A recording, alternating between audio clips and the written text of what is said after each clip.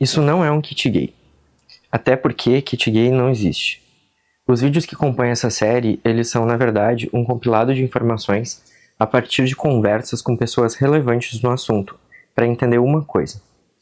A diversidade não é escolha, não é modinha. É, assim como vários outros, um aspecto na forma de ser de uma pessoa. E por isso, quanto mais cedo a gente falar sobre respeito, mais respeito a comunidade LGBTQIA+ terá.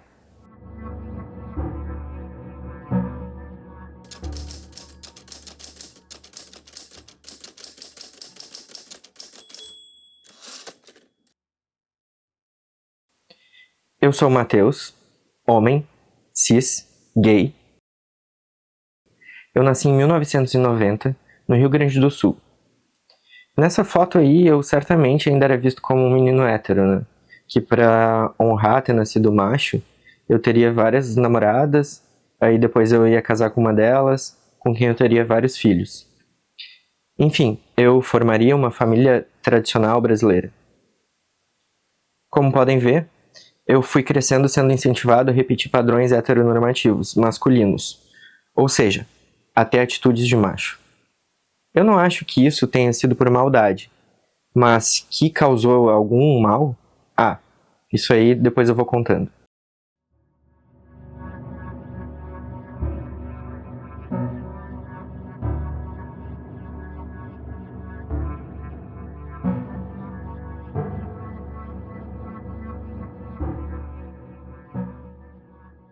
Definitivamente, a heterossexualidade vai ter impacto na saúde das crianças e adolescentes LGBTQIA+. Né?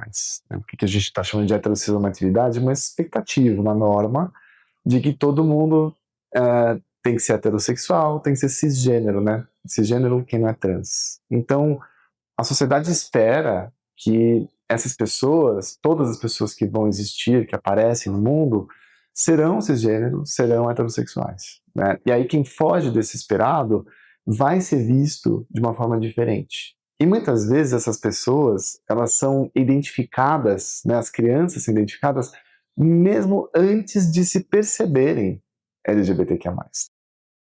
Eu só tô contando algumas coisas sobre mim, mais como exemplo mesmo. Mas essa é uma realidade de praticamente todas as crianças.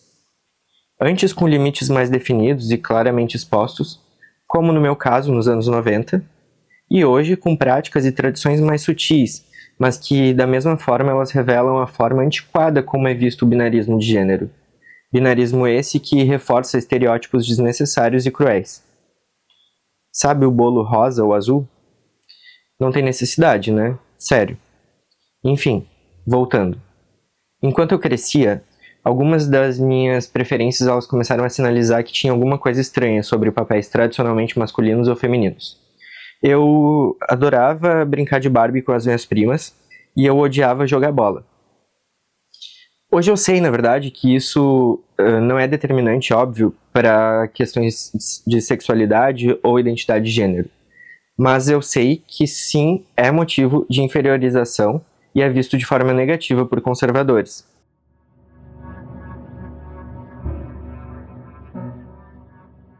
A gente vê muitas vivências de crianças que, por de alguma forma conflitarem com as normas de gênero, né, que são colocadas, serem identificadas. Então existe uma diferenciação dessa criança. E essa criança ela vai ser hierarquizada, né, e muitas vezes colocada de lado. E aí vira motivo de piada. Então, por exemplo, uma pessoa que nasce com o corpo considerado masculino e que tem um comportamento mais feminino. Essa criança, se diz afeminada, né, ela vai sofrer na sociedade, mesmo já antes de se perceber ou de dizer qualquer coisa dela, porque ela já tem algum comportamento que é percebido pela família, que é percebido pelos pais, pelos coleguinhas da escola, pelos professores, em todos os lugares onde ela está, ela tem um comportamento que é visto como diferente, e ela vai ser hierarquizada e muitas vezes inferiorizada.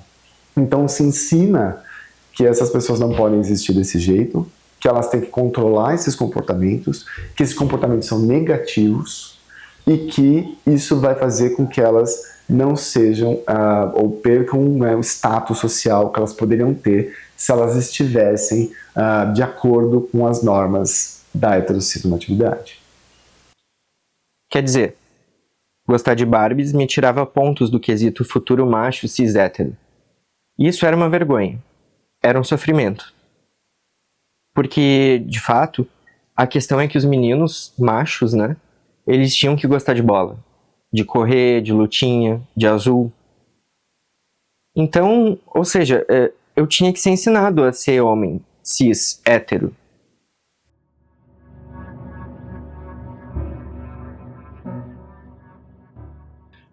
Muitas vezes também, por conta da heterossexualidade, a gente tem aí um conceito na sociedade que parece que a gente precisa ensinar gênero, né? Então, se, por exemplo, temos uma criança que nasceu do sexo masculino e não está com esse comportamento masculino, muitas vezes esse pai vai ser cobrado da sociedade, vai ser pressionado a ensinar essa criança a ser mais masculina.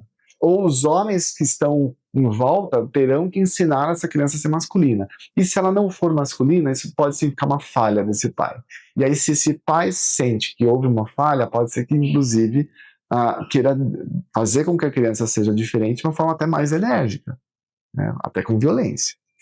É claro que a gente também tem muitos pais e mães e familiares que aceitam, que acolhem, e a gente vê uma grande diferença na saúde mental dessas crianças que são aceitas e acolhidas, né? Quando a criança reivindica uma identidade, e essa identidade é respeitada, a criança ela simplesmente se desenvolve como todas as outras crianças, né? Então ela vai brincar, ela vai para a escola, ela tem os espaços, como ela mesma. Agora, essa criança está lá reivindicando de uma forma consistente, persistente, insistente, uma determinada identidade, e isso não é respeitado, é como se fosse uma amputação psicológica. Uma parte dessa criança não pode existir. Então, ela tem que aprender que uma parte dela tem que ser colocada para dentro, não pode ser colocada para fora. Gostar de bonecas era, claro, uma coisa de menina. Ou de bicha, que era o termo que era usado na minha época. E era sim uma coisa que eu tinha que deixar dentro de mim. Não podia ir para fora. E aí, se eu quisesse brincar, ou eu fazia escondido, me sentindo mal, achando que eu estava fazendo alguma coisa errada, ou eu brincava fingindo que era só para fazer companhia para as minhas primas. Óbvio que no fim eu fazia escondido ou fingindo. Eu achava muito mais legal fazer penteados e looks nas Barbies do que ficar correndo atrás de uma bola. Mas, no fim das contas, mesmo sabendo hoje que isso era uma pressão social, o que meus pais esperavam era que eu gostasse de jogar futebol. Até porque o meu pai jogava futebol muito bem. E eu sempre odiei. Sempre. E tem uma história que minha mãe sempre me contou várias vezes.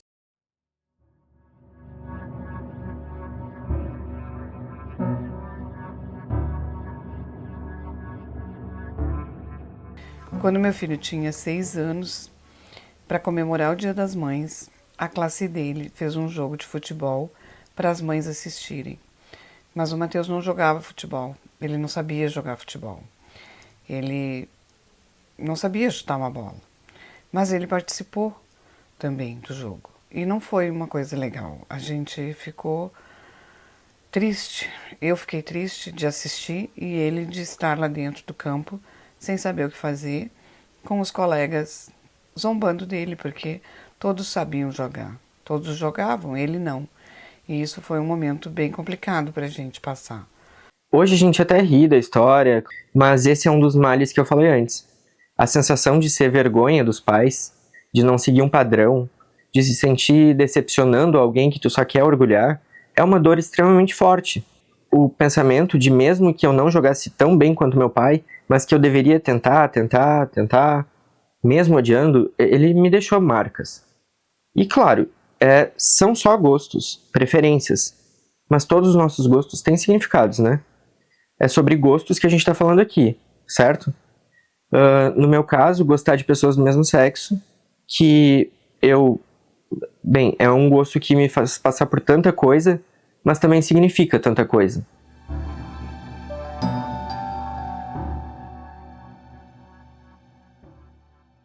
Vou dar um exemplo, né, de uma criança, das várias que eu já acompanhei, que que, assim, ela queria muito ganhar boneca. Queria ganhar boneca. Queria ganhar boneca, pedia pro pai, o pai não dava boneca. Aí deu um carrinho quando tinha 5 anos, deu outro carrinho quando tinha 6 anos. Com 7, ela pediu boneca, o pai deu um tratorzão.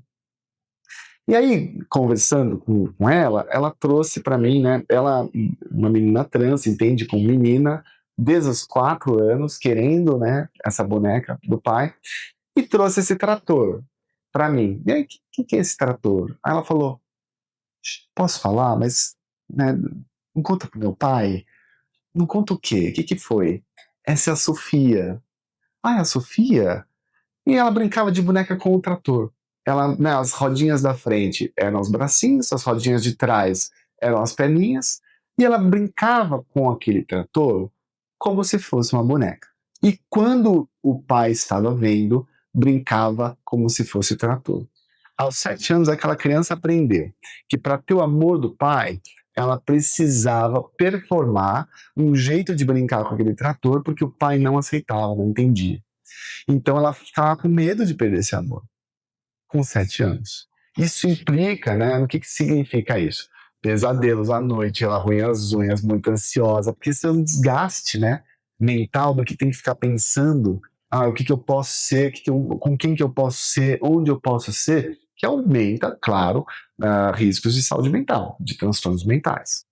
Quando a pessoa ela pode ser mais espontânea, mais livre para ser quem ela vai se desenvolver de uma forma melhor, sem tanta vulnerabilidade.